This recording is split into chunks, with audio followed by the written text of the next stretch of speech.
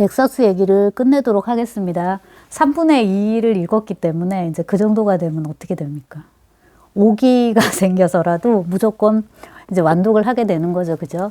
자, 이거는 그래서 그 정보 네트워크라는 키워드를 가지고서 한편으로 이제 인류사를 쭉 훑었다고 할 수 있는데요. 그 사피엔스의 역사를, 기존의 인류의 역사라는 거는 이제 그 말이죠. 말. 처음에는 이제 이 구어적인 말이 구어에 이제 해당하는 거고요. 그 다음에 이제 우리가 기록을 할 수 있게 됐잖아요. 그래서 이제 문자 네트워크가 생기는 거죠. 문자로 기록되는 정보 네트워크가 생기고, 그거하고 이제 맞물려 가지고 관료제가 이제 발달을 하는 거고요. 그게 점점 더 발달을 해서 크게 두 가지의 정치 체제, 하나는 민주주의, 하나는 전체주의, 이렇게 이제 형성이 됐었단 말이에요.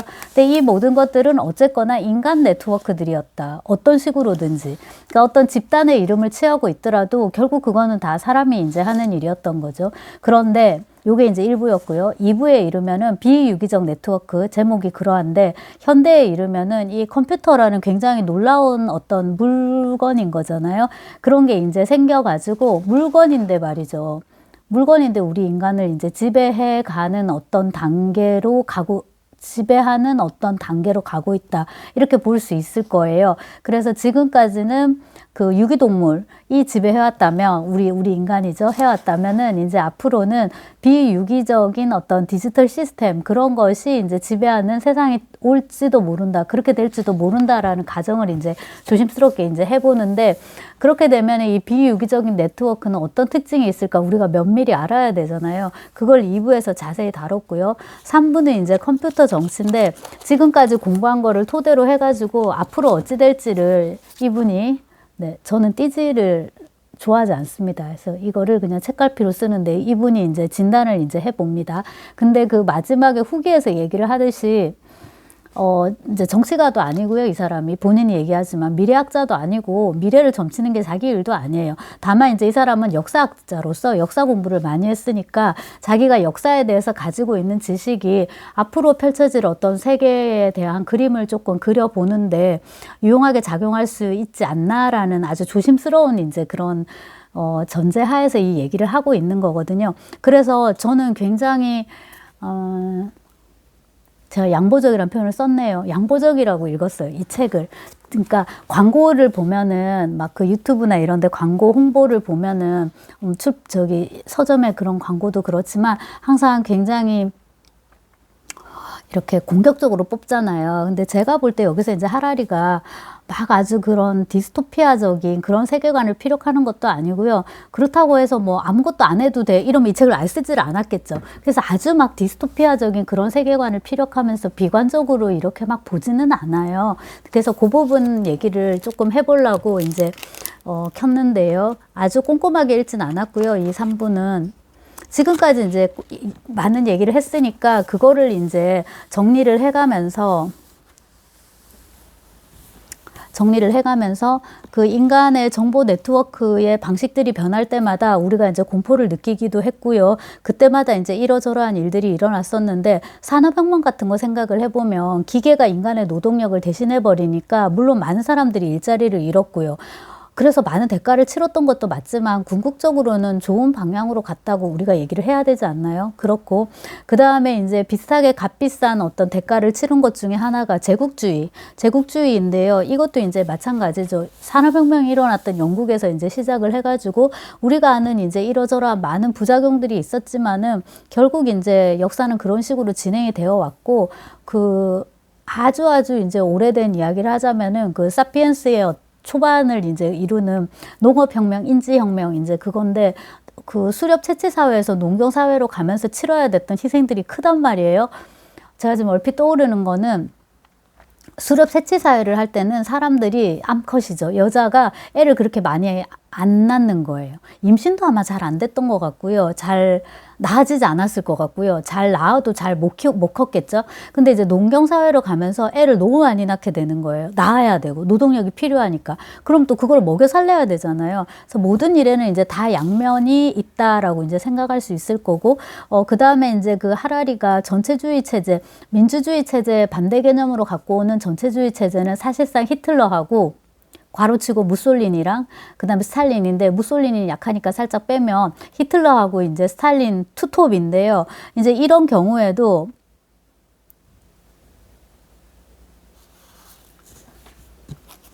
그 앞에서 충분히 말을 했지만, 말하자면 이제 일장일단이 있었던 거죠. 근데 이제 이들의 경우에도 지금 인류가 겪고 있는 이 네트워크 혁명에 비하면은 이들도 굉장히 뭐라 해야 되나, 그 구식이었다는 거예요. 한번 읽어볼게요. 완벽한 산업사회를 만드는 과정에서 스탈린주의자들과 나치는 수백만 명을 산업적으로 살해하는 방법을 터득했다. 기차, 수송이 가능하잖아요. 철조망, 수용소 만들 수 있고요. 전신으로 전달되는 명령이 결합하여 전례 없는 살인 기계가 탄생했다. 그래서 오늘날 대부분의 사람들은 스탈린주의자와 나치가 저지른 만행에 경악하지만 당시에는 수백만 명이 그들의 대담한 비전에 매료되었다. 그 다음에 이제 양차 대전 뭐 이런 것들. 그래서 이런 플러스적인 측면이 있다라기보다는 그 속에 속해 있을 때는 그걸 잘 못 본다, 그렇게 이제 표현하는 게 더 맞을 것 같고요. 그때는 그러니까 이것이 지금 좋은 비전이 있었다, 그거의 긍정적인 면을 분명히 봤기 때문에 이런 일이 일어나는 거잖아요.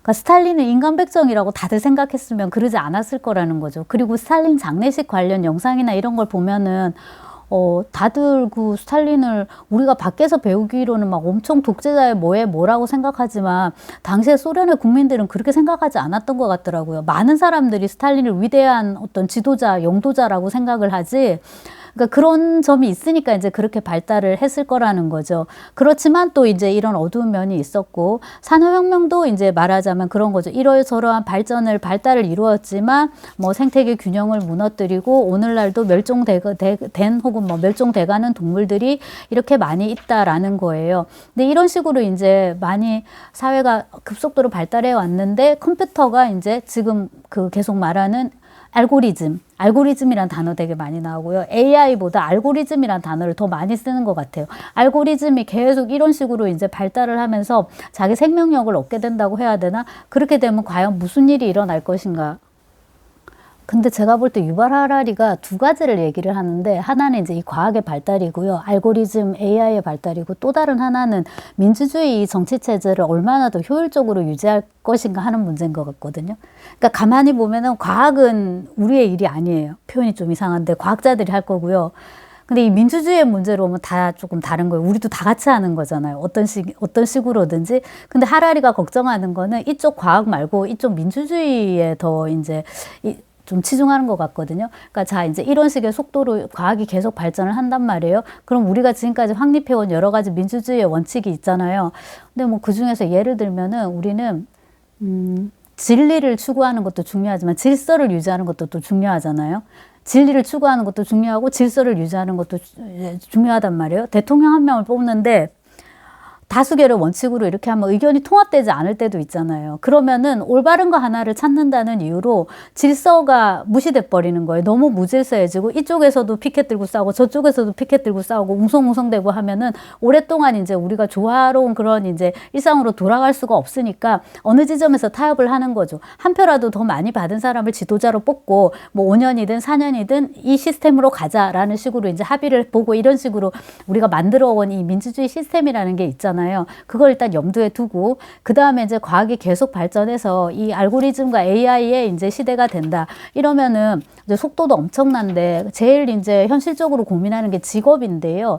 이건 이제 하라리가 그 인터뷰에서도 얘기를 이제 했던 대목인데, 우리는 보통 몸을 쓰는 직업보다는 지적인 노동을 좀 높이 평가하는 경향이 있잖아요. 어느 문화권이나 다 그런 모양인데, 이제 하라리가 쓴 걸 봐도 우리나라만 그런 게 아니라 어느 문화권이나 비교적 이제 그런 게 있는 모양인데요. 그래도 옛날보다 많이 좋아졌죠, 그죠? 굉장히 많이 좋아졌죠, 옛날보다. 자, 그렇긴 한데 여기서 하는 얘기는 뭐냐면은 운동 능력이나 사회성보다도 지적인 능력을 컴퓨터가 더 빨리 모방한다는 거예요. 예컨대 이제 의사하고 간호사가 있으면 의사는 환자들의 어떤 질병, 병력을 청취를 하고 그걸 쭉 이렇게 데이터를 이제 정리를 한 다음에 이 사람이 어디에 해당하는지를 이제 결정을 해서 거기에 맞는, 역시나 또 정리된 어떤 그 처방전 데이터가 있을 거 아니에요. 그거를 또 열심히 돌려가지고 이러저러한 이제 그 처방을 내놓는단 말이에요. 이런 일은 오히려 AI가 빨리 학습할 수 있을 거라는 거예요. 반면에 간호사, 간호사를 생각을 해보면 돌쟁이 어린아이를 우는 애를 혈관을 잡아가지고 이런데 혈관이 잡히지도 않아요. 나중에 머리나 막 발가락 이런 데서 막 잡거든요.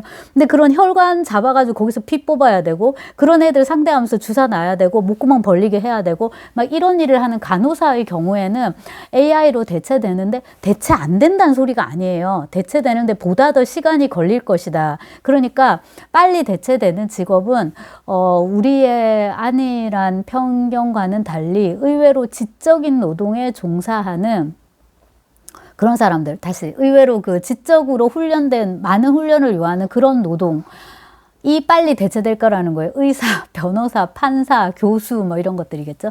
왜냐하면은 예컨대 이제 정보 같으면 교수 같으면 이런 지적인 정보를 주는 건데 그건 AI가 학습해가지고 더 빨리 이제 얘기를 할 거니까요. 근데 이제 그 가르침에 있어서도 얘기를 하자면 교수가 더 빨리 대체되는 거예요. 이거는 이제 대학생도 성인이고 우리도 성인이고 정보를 많이 교환을 하잖아요. 근데 밑으로 내려갈수록 고등학교, 중학교, 초등학교, 유치원, 그다음 심지어 어린이집 그 단계로 가면 유보 통합 지금 얘기하는 그 유보로 가면 이제 보육하고 교육이 섞여 있는 연령대 있잖아요. 그거는 AI로 교체되기가 되게 힘들 거라는 거예요. 왜냐하면 아이들은 너무나 다 변수가 많고 그 변수에 맞춰서 일일이 이제 대응을 하는 거에는 기계가 그 수준까지 가는데 시간이 되게 오래 걸릴 것이지만 인간은 의외로 지금 할 수 있는 거거든요. 비슷한 예를 또 설거지를 이제 하는데 설거지가 특별히 어렵다고 생각하는 사람은 아무도 없는데요. 근데 컴퓨터가 주방 보조를 대체하는 것보다 체스 챔피언 있잖아요. 그거를 대체하는 게 훨씬 더 쉬울 거라는 거예요. 그래서 이 문장을 보는 순간 나도 당연히 식세기를 생각했는데 식기 세척기 저는 쓰고 있지 않지만 그 식세기를 그러니까 쓰면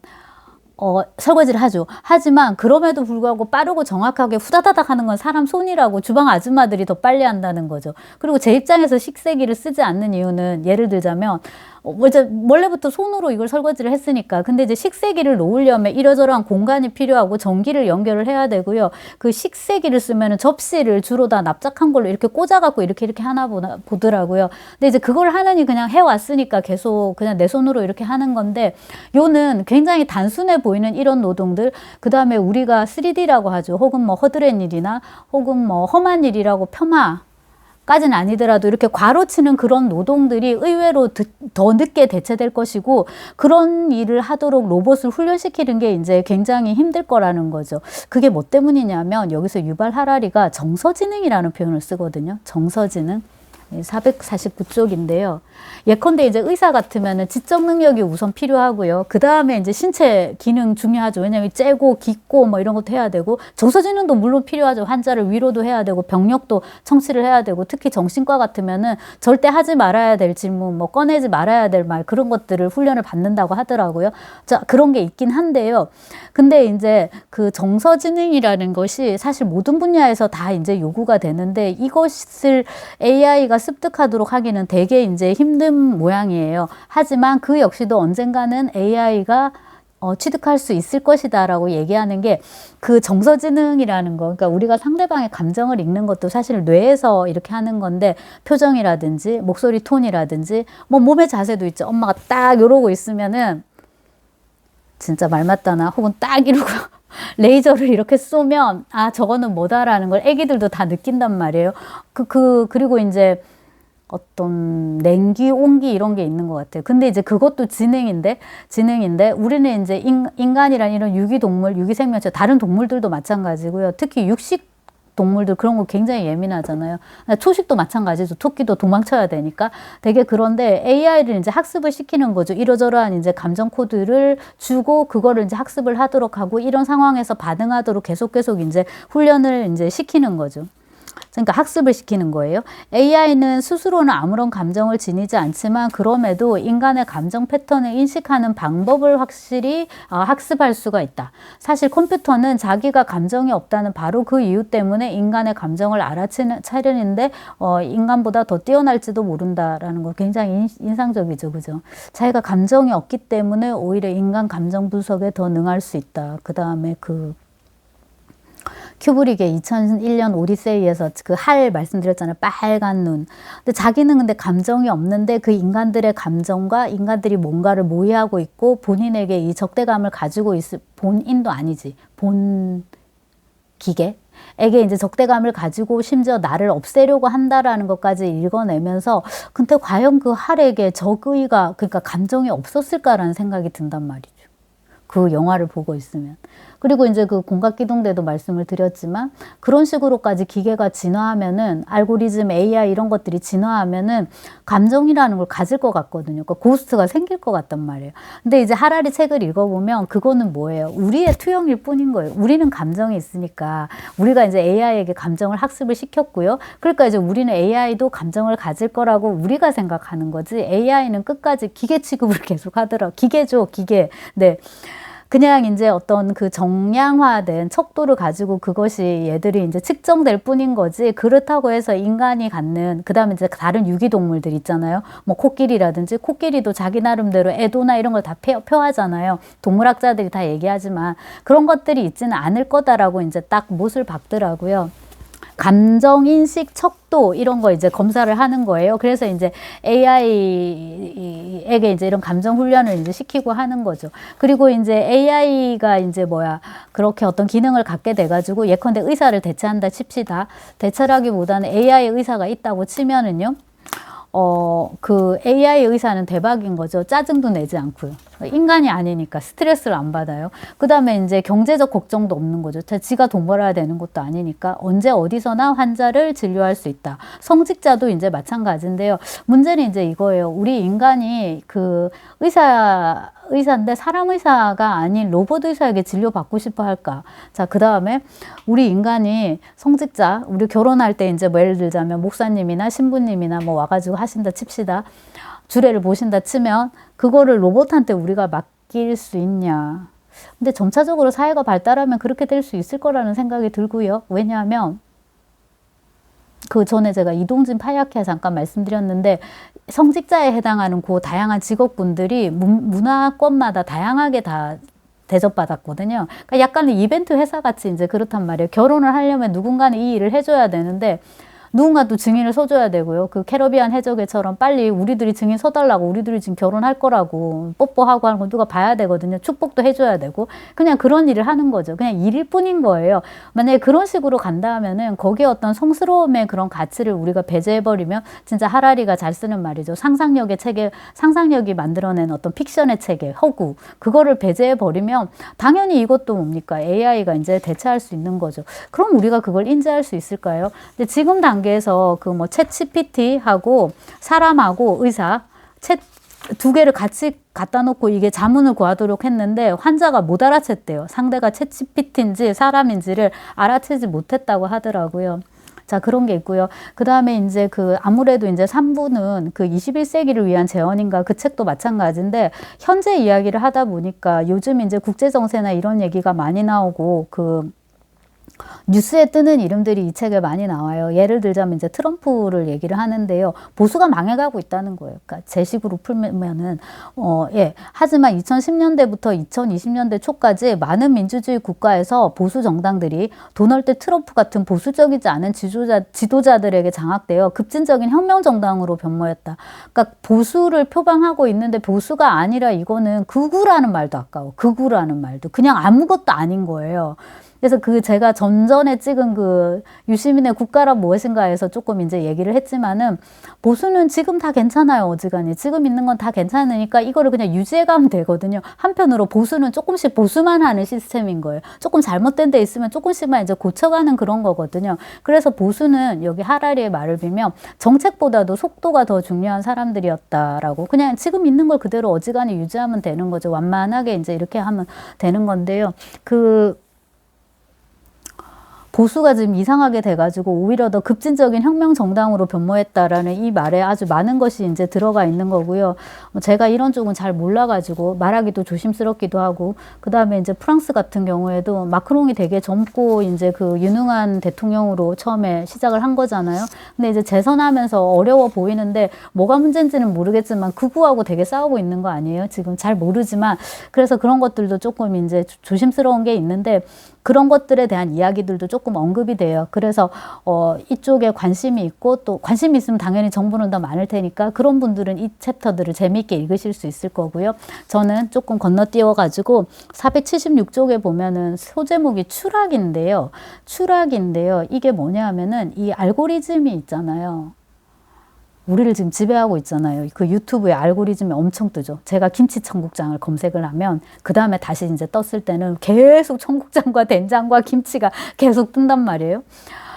자, 이제 이렇게 해서 이제 우리가 알고리즘에 이렇게 말하자면 이제 장악되고 있는데요. 근데 이제 이 뭐 정신을 똑바로 차려야 되는데 어떤 게 정신을 똑바로 차리고 있는지 모르겠고 잘못 이제 이렇게 해버리면은 음모론이라든지 그 다음에 강력한 지도자를 맹신하게 되는 그런 일이 생긴다. 강력한 지도 그런 것은 있지 않고 제가 볼 때는 그 나의 나약함을 거기다가 이렇게 자꾸 투영을 해가지고 근데 그런 게 그 생애 주기를 놓고 보면 10대 20대 때 20대도 글쎄 이런 표현 써도 될지 모르겠는데 그 저 강남 서초 송파 이런 쪽에 멀쩡한 어떤 중산층 그런 집에서 자란 친구들은요, 그런 신화 작업이 별로 없어요.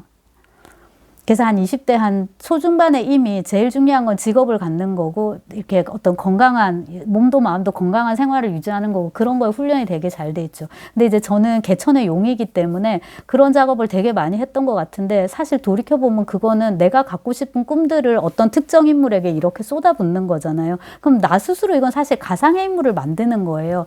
이 강력한 지도자라는 것도 이제 그런 식의 어떤 신화인데, 이거는 굉장히 우리가 뭡니까?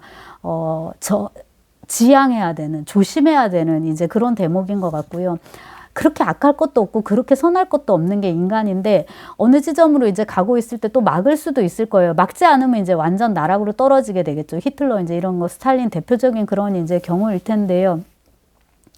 이게 이제 문제가 인간이 관료제를 잘 이해하지 못하는 이유는 관료제가 생물학적 드라마의 각본을 따르지 않기 때문이고 이제 이렇게 얘기를 하는데 이 음모론이라든지 그 다음에 어떤 독재자, 신화와 이런 거에 이제 우상화 이런 거에 한번 빠져버리면은 이게 어디로 갈지 모른다는 거죠. 근데 이제 그 지금 이 알고리즘과 AI가 선보이는 정보 네트워크에서는 그게 이제 뭐냐 하면 예를 드는 게 블랙미러예요.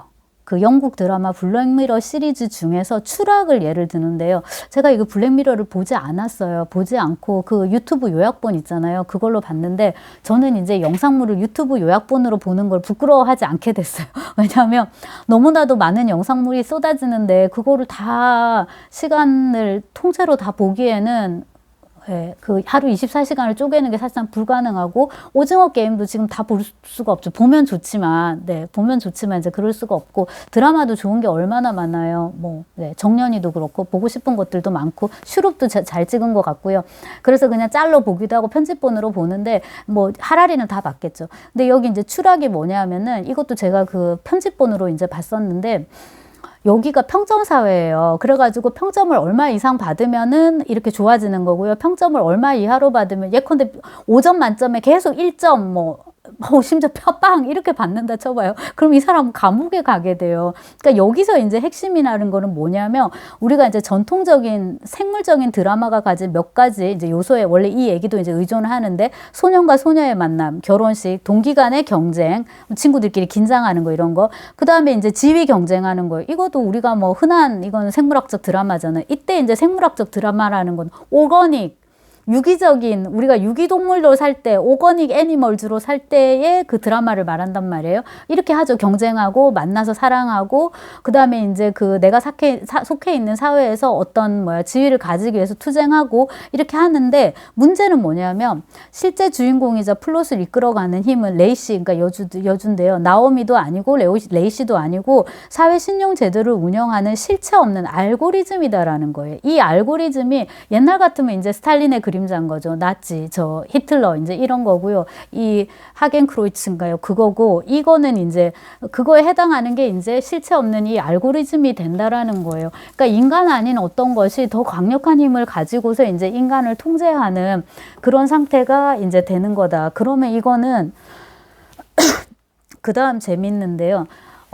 어떤 디지털 전체주의처럼 되는 거잖아요. 우리가 옛날에 경험했던 뭐 스탈린이나 내가 경험한 건 아니지만 아무튼 이제 인류가 경험한 히틀러와 스탈린의 그런 전체주의 사회의 디지털 버전이 될 것 같지만 더 무서운 건 뭐냐면 디지털 전체주의 대신에 디지털 무정부 상태를 조장하는 것이다. 이런 식으로요. 어쩌면은 다들 너무나도 자유롭기 때문에 너도 말하고 나도 말하고 나도 평점을 주고 너도 평점을 주고 하는 바람에 오히려 무질서해질 수 있고 너무 이제 그 자유를 너무 추구하다 보니까 질서가 없어지는 아노미 상태가 되는 거죠. 무정부 상태가 될 수 있다. 이것도 이제 우리가 어떻게 보면 경계해야 될 그런 것이 될 것이고요. 그러니까 하나의 강력한 목소리가 때로는 있는 게 좋아요. 뭐 회식 장소 같은 거 정할 때 이제 그럴 때 대표적이죠. 다수결로 할 수도 있지만 다수결로도 숫자가 비슷하면 3333 이렇게 나오면은 그냥 학과장이 알아서 띡 정하는 게 나을 수도 있어요. 왜냐하면 일단은 모여서 밥을 먹는 게 중요한 거잖아요. 뭘 먹느냐가 그렇게 중요하진 않은 거잖아요.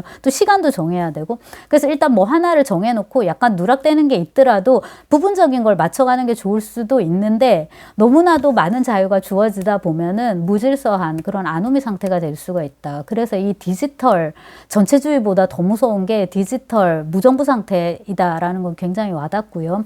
그 다음에 이제 3부인데요. 10장인데 전체주의 땡땡 모든 권력을 알고리즘에게로 모든 권력을 알고리즘에게로 이거는 모든 권력을 어디로 소비에트로라고 했던 그 사회주의 혁명의 모토를 이제 그대로 가지고 이제 온 건데요.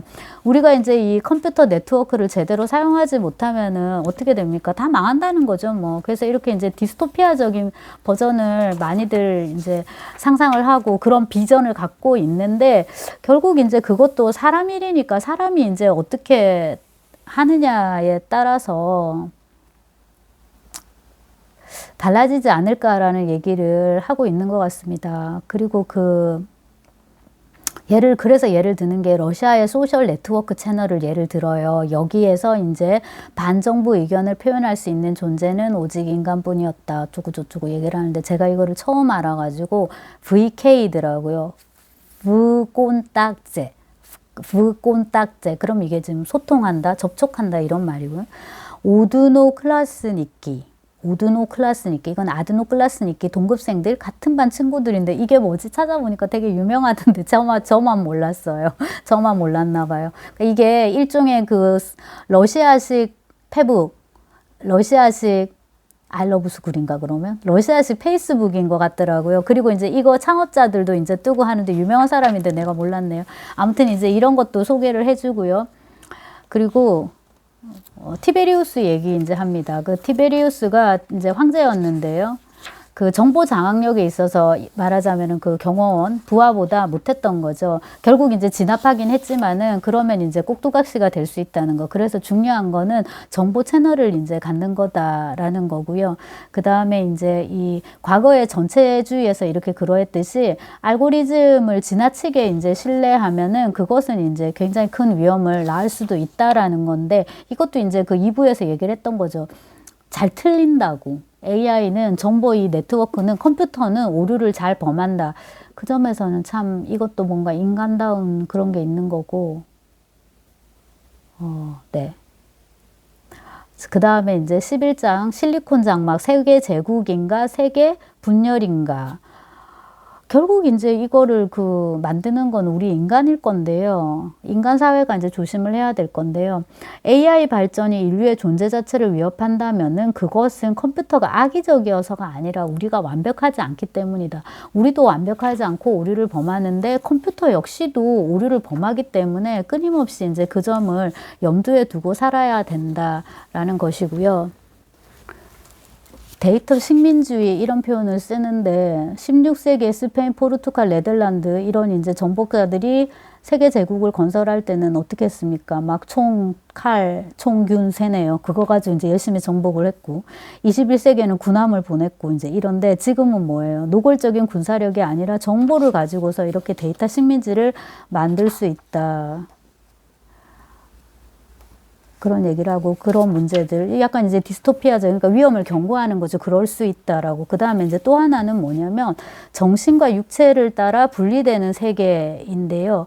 오랫동안 이제 인류는 육체가 죽어도 영혼은 어딘가에서 살아 있을 거라는 어떤 믿음을 많은 문화권이 갖고 있었던 것 같아요. 그래서 화장을 또 꺼려한 것도 있잖아요. 몸을 태워버리면은 나중에 부활하지 못하니까 그런 게 있었던 것 같은데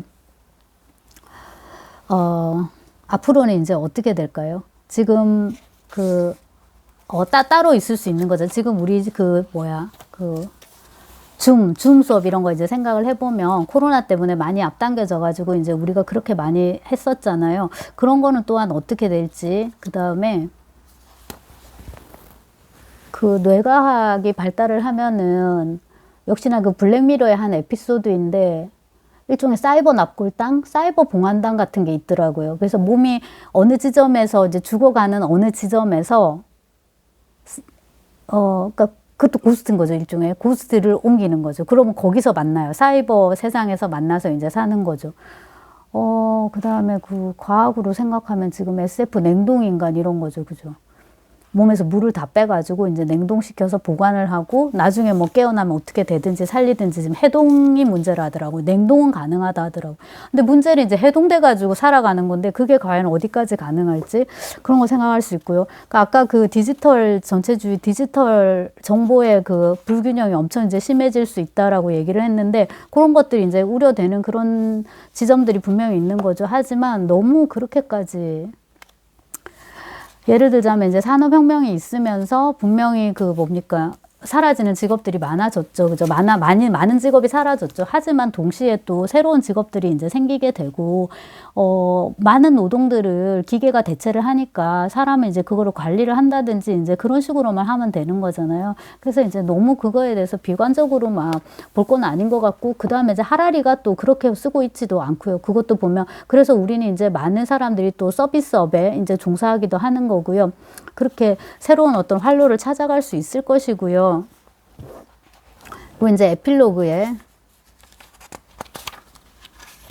여기까지가 이제 본문이고요. 에필로그로 이제 넘어오는데요. 애초에 던졌던 질문을 다시 한번 합니다. 인간은 이렇게까지 지혜로운데 왜 이토록 자기 파괴적인 측면을 갖고 있을까? 가장 영리한 동물인 동시에 가장 어리석은 동물이다. 우리는 핵미사일과 초지능 알고리즘을 만들어낼 수 있을 정도로 영리하다. 하지만 통제할 수 있는지 확실하지 않고 통제하지 못하면 우리를 파괴할 수 있는 것들을 덮어놓고 생산할 정도로 어리석다. 왜 이럴까라고. 그래서 아까 그 진실, 질서 이거 번역 되게 잘 돼 있더라고요. 번역이 영어는 뭔지 모르겠는데 우리말로 이게 문이 맞아요. 이 책에서 나는 그것은 인간 본성 탓이 아니라 정보 네트워크 탓이라고 주장했다. 진실보다 질서를 우선시한 탓에 인간 정보 네트워크들은 엄청난 힘을 만들어냈지만 지혜는 거의 만들어내지 못했다. 진실보다 질서, 또 반대로 진실을 너무 또 추구하다 보면 어딘가 뭐가 진실인지도 모르겠고 진실이라고 하면 좀 찾기 쉬울 것 같은데 사실에 가까우니까요. 진리라고 해버리면은 도대체 뭐가 진리인지 알 수 없을 것 같고요.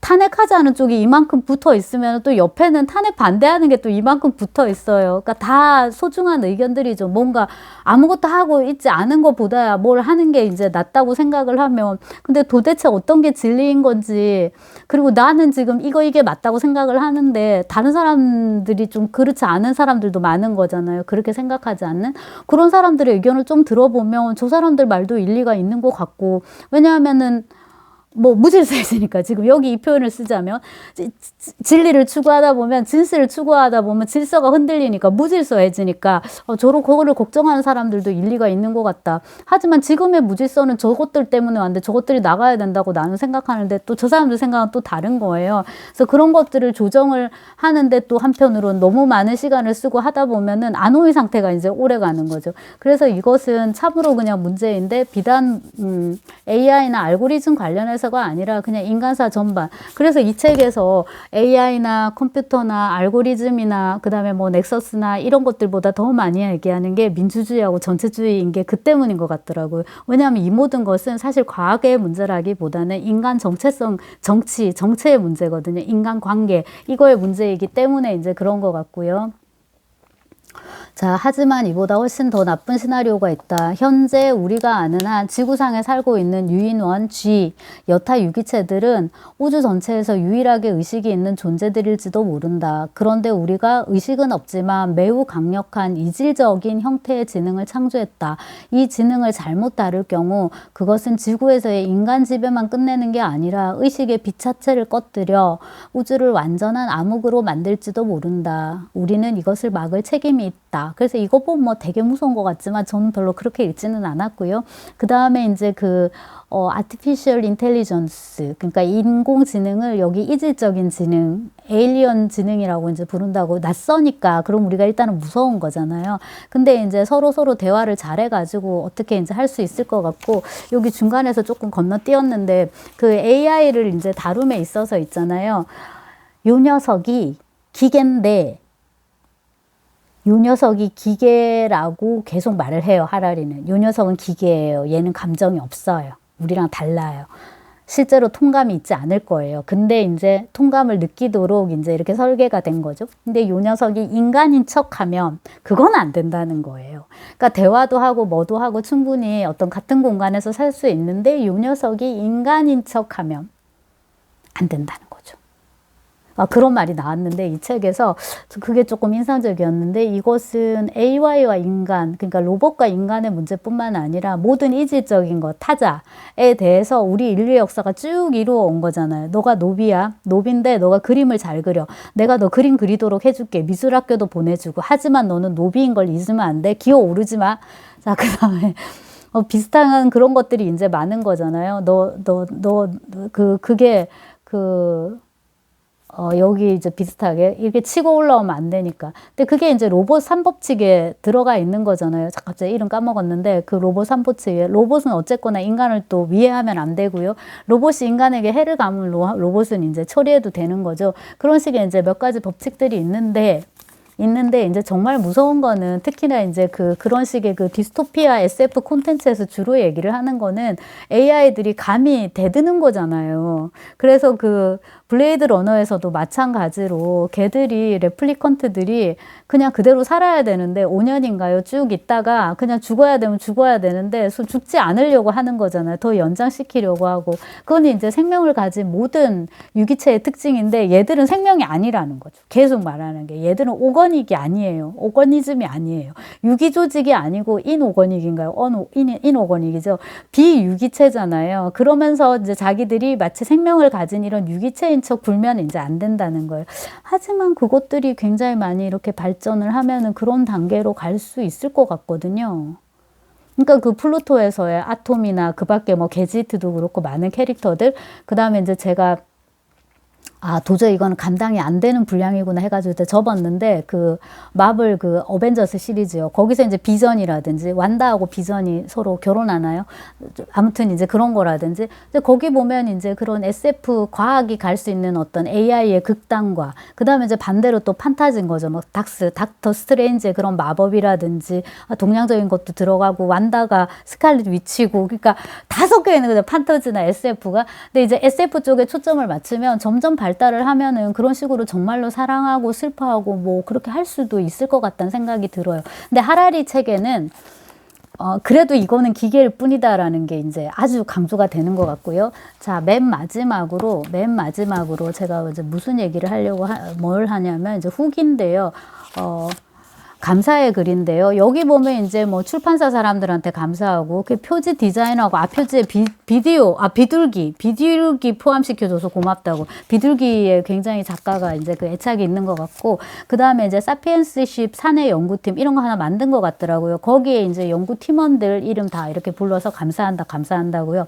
그리고 이제 이런 책의 맨 마지막엔 항상 뭡니까? 수년간 인내와 사랑을 베풀어준 친구들과 가족들에게 감사드린다. 시간과 경험을 아낌없이 나누어준 양가의 어머니 푸니나 한나, 원고의 첫 번째 초안을 작성하던 중 100세의 나이로 돌아가신 할머니 파니, 자, 여기까지 보면 이제 어머니 둘이고요. 확실히 그 이쪽도 유대인도 엄마들이 조금 더 오래 사나 봐요. 아빠들보다. 그 다음 할머니가 100세예요. 100세 가셨고.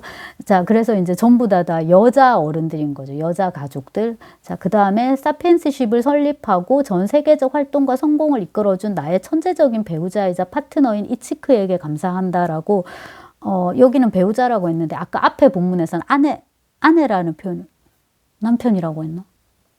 그럼 하라리가 아내가 되나요? 아무튼 이제 동성 그 배우자에게 이제 감사하고 바치고 보통 다 이렇게 가족이고요. 가족이 정말 얼마나 중요한지를 새삼 이제 깨닫게 되고, 근데 이제 문제는 이 가족의 함의를 우리가 넓힐 수는 있을 것 같아요. 전통적인 의미의 가족, 그러니까 결혼을 하고 아들, 딸을 낳고 막 또 옛날에 애도 많이 낳잖아요. 그런 식의 가족 말고도요.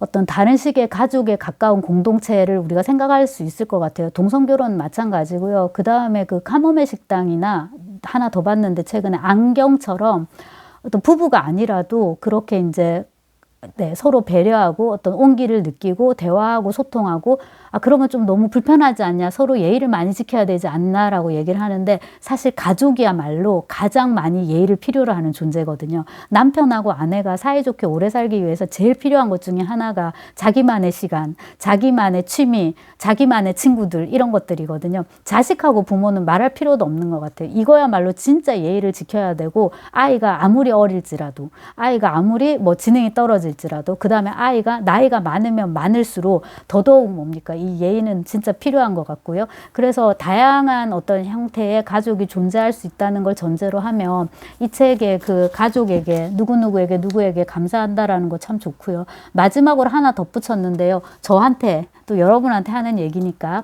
마지막으로 이 모든 노력을 가치 있게 만들어주는 독자들에게 감사드린다. 책은 저자와 독자를 이어주는 연결고리다. 이거야말로 넥서스. 이거야말로 진짜 넥서스인 거죠.